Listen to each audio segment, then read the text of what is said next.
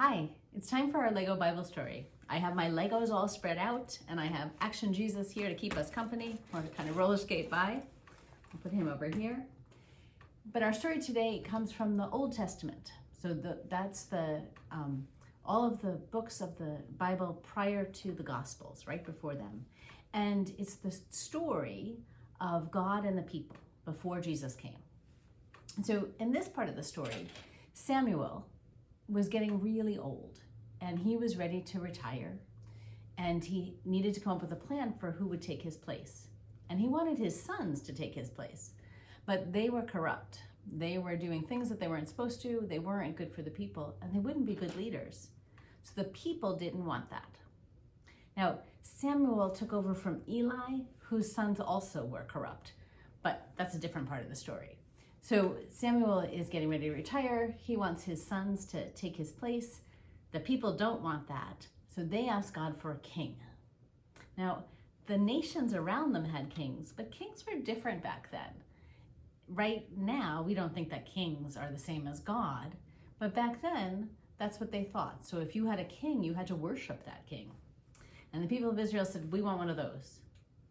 And they were told that if they got a king, it would be bad for them, that the king would take their sons to war and would take their daughters and would take the crops and would take their cattle and would eventually make them slaves. And the people said, yep, we still want that. We want a king.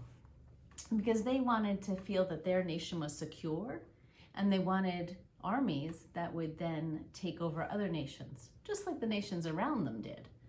And it wasn't really a very good idea. But God finally said yes and gave them a king. So, and things didn't go well, but that's a story for a different day. All the things that the people were told would happen, did happen. But they wanted a king. I wonder why they wanted a king. They wanted somebody, they'd been ruled by God, and they had two different groups of people who were kind of helping that out, and they were the priests and the judges. And that kind of worked most of the time, right? God did not forget the people. Some things happened that weren't great, but for the most part, things were okay. But it was messy. And the people of God were not going and taking over anybody else's place.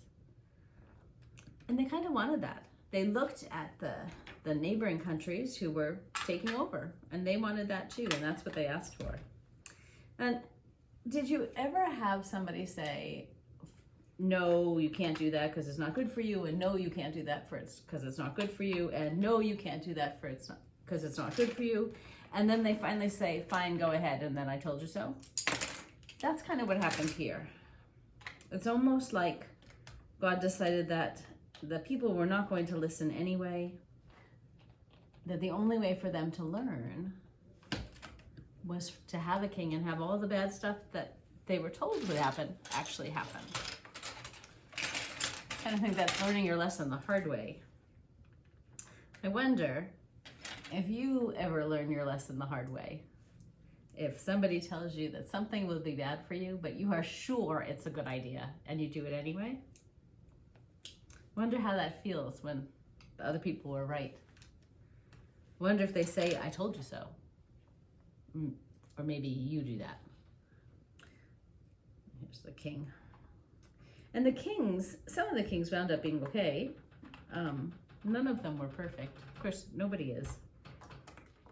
And I wonder if that was part of the lesson, that no matter what you do for a government that's human government, it's never going to be perfect. The kings were a bad idea because they would have all the power and there'd be nobody to check that, and because everybody was busy having to worship them. So there are some kinds of government that allow for more corruption than others, and that's the kind that the people were asking for. But I wonder if, when it didn't work, if that helped them realize that they needed God. Maybe. Because we talk about Jesus being the king, but Jesus was a different kind of king, wasn't he? He wasn't a corrupt king.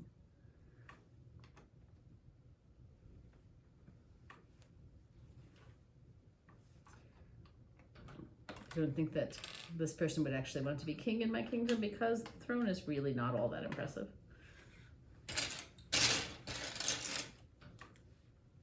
I wonder what you do when you've learned something the hard way. Do you repent? Do you kind of turn around and change your mind? Do you ever tell the person who told you in the first place that they were right? I wonder what the people of Israel thought when they got what they said they wanted, but it turned out not to be what they really wanted. I wonder when Jesus came, if they were then, this king keeps jumping off his throne, if they were then looking for Jesus to be the kind of king that they had asked for the first time. I wonder what you think would make a good king. What makes a good ruler? Probably not somebody who takes your sons and your daughters and all of your stuff. What would make a good ruler? What would make a ruler that would rule the way God would want them to do it? I wonder what that would be.